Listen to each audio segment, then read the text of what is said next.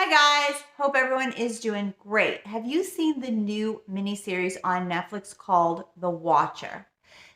This is the second time that I've seen this story portrayed. I also saw a movie on it that Lifetime did years ago. And both Netflix and Lifetime did a great job telling the story, but they both obviously took Hollywood liberties and changed things a little bit, which is fine. We expect that.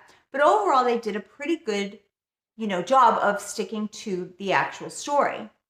What really happened to this couple, who the names were changed in the miniseries, their real names were Derek and Maria Broaddus, in my opinion, is just, if not more terrifying than what was shown in the movie and the TV series. This couple bought a house in 2014. The home was located in Westfield, New Jersey at 657 Boulevard. So they did keep the right address in the Netflix show, although they didn't film it there. They actually filmed it in New York itself. The real home was about 45 minutes outside New York City. It was a glorious house. It was built in 1905, had 6 bedrooms, 3.5 baths, chef's kitchen, its own basketball court, a home movie theater. I mean, it was just outstanding. To the tune of $1.4 million, which is what the Broadduses paid for it. They decided after they bought it that they were going to do some of their own renovations. So they did not move in. But 3 days after they closed on the house, they received a strange letter. This letter was by somebody who signed themselves the Watcher. They stated that they were coming forward because it was the 110th anniversary or birthday of the home. They stated that it is their job to watch the home and that this job had been in their family for decades. They stated that their grandfather was in charge of being the watcher in the 1930s. And then their father was the watcher in the 1960s. And now it was this person's turn. They were not welcoming to the new family. In fact, they asked them if they were buying the house because they had 3 children and needed more space, or if they were buying it just because they were greedy. It was just an unsettling and strange letter. After they received it, they pondered whether or not this was just some kind of strange, prank or hoax from somebody in the neighborhood, or if this is something that they should really be concerned about. And they actually reached out to the former owners and they asked them about it. They stated that they had lived in the home for 23 years and never received a letter up until a couple of days before they moved out. This was really upsetting to Derek and Maria, who felt like the former owners should have told them about it, but the former owners just said that they dismissed it. They just thought it was some kind of, practical joke. So 2 weeks later, they received a second letter. And the tone of this letter was becoming even more disturbing. It asked if they knew what was in the walls of the home. And it even mentioned their children. They had 3 children. It mentioned them by name and even birth order. And it demanded that they stop renovations on the home. At this point, they contacted the police. And the police actually came out and checked the home and they found nothing in the walls. So, there wasn't a lot the police could do. There was some suspects. One was a neighbor by the name of Michael Langsford, and he was just kind of like, according to some, an odd fellow, but his family had, lived there since the 1960s, so, they thought maybe possibly it could be him. But what was really upsetting to Derek and Maria was that some neighbors were accusing them of being the authors and thinking that maybe they were writing the letters themselves. And that, speculation and that rumor would persist for a long time. And even to this day, some people think that they may have been behind it.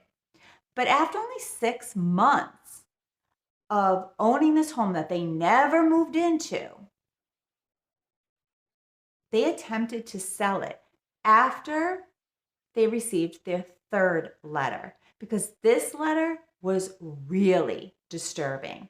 This letter went on to refer to their children as young bloods and ask if the children were allowed to play in the basement, saying that maybe they shouldn't because the basement is so far away from the rest of the house. The watcher said that he would call to the children and they will come to me. Feeling that their family may actually be in danger, they decided they were going to sell the house. And they put it on the market for exactly what they paid for it. This is a lot of what was kind of sparking people's, thought that maybe they were the actual authors of the letter, because they put the house on the market so quickly. People thought maybe they had got in over their heads financially and they just couldn't afford the house. And so they were trying to find a way to, get out of this.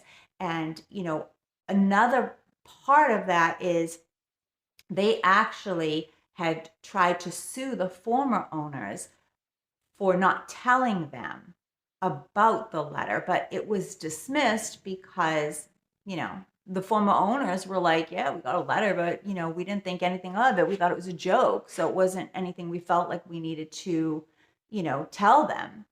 But when Maria and Derek decided to sell the house, they had a really hard time unloading this property, because every time somebody would come to look at the house, they would tell them about the letters. They said they would never, never do that to anybody, to have them buy it and then have the same thing happen to them as what was happening to this family. So their honesty ended up preventing anybody from wanting to buy it.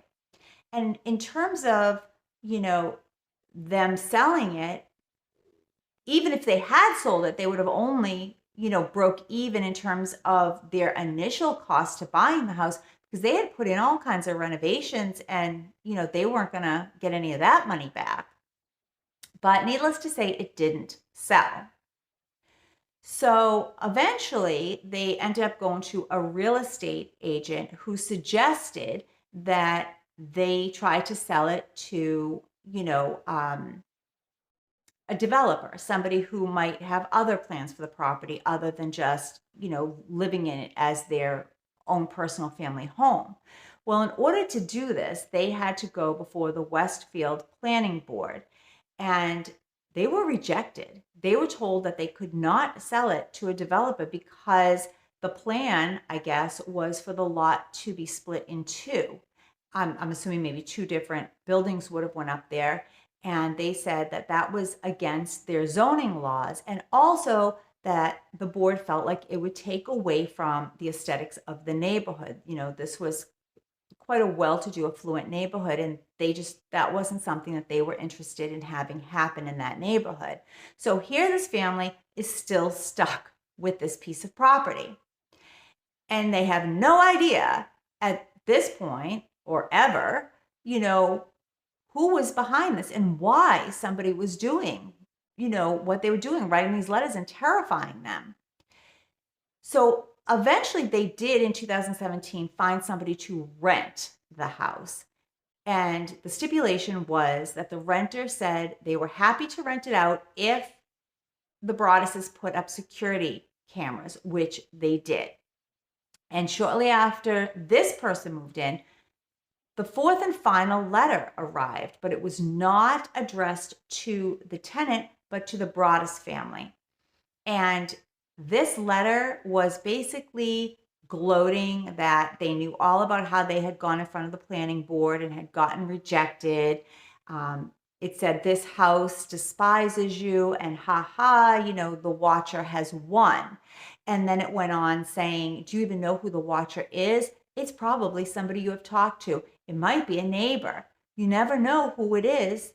And at this point, they're just like, I don't even know what to think anymore. Like, I'm just done with this. There was a point where the case was reinvestigated, and DNA was taken from the original letters. It turned out that it was female DNA. So police wondered, if you remember, we talked about that gentleman, Michael Langsford. They wondered if it could have been his sister, who was a real estate agent, but she was investigated and ruled out. They then thought, what about that former owner? What about her? Could it have been her? She was investigated and she was not a match. She was ruled out. There was one other suspect, but he was male. He was a gentleman in the neighborhood who used to play a ton of video games, and actually his name on the video game, oddly, was The Watcher. Now, of course, he was male, but they wondered if, it could be somebody associated with him. They never really got to investigate him because he would never show up for the meetings with the police.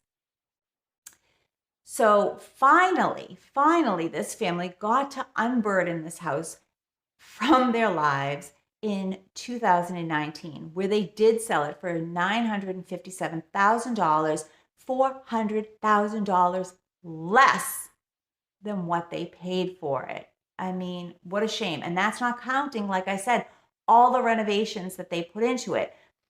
And aside from saying that maybe Derek and Maria were the authors of these letters for financial reasons, there were also rumors that they did it with the hopes of landing a movie deal, that they did it for fame, that they concocted this whole thing, with the hopes that the story would become big enough and there would be a movie made out of it. That seems rather silly to me because it's a big piece of property to buy, $1.4 million home that you're never going to live in, with the hopes that your story is going to become popular and they're going to make a movie.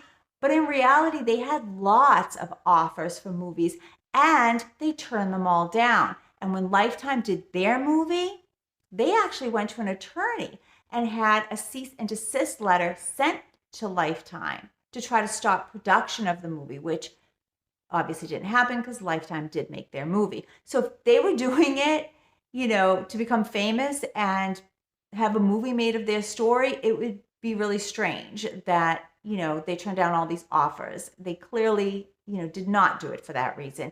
And I find it hard to believe that they would have done it because they were in over their heads financially, because right from the beginning, the first time they tried to sell it for exactly what they bought it for. They lost money, in all of the renovations they did. And then they ended up, years later trying to sell it again for less, and then ultimately took a huge loss. So I don't think that they're the ones, that are behind it. I can't find any motivation. Money doesn't seem to be lining up as a motivating factor. And certainly fame did not, they rejected the offer. So we know it's not that. Who really was the Watcher is anybody's guess. There were no more letters after the fourth letter that came when the tenant was living there. So I don't know. They did question the new people that bought it in 2019, and they said they've never gotten a letter. So was it a disgruntled neighbor? Was it just an elaborate hoax by somebody? What about that video game guy? Could it have been, his girlfriend or a family member? Because we know it was female DNA. I don't know. Or strangely, was Maria Broaddus the author for whatever, motivation she could have had?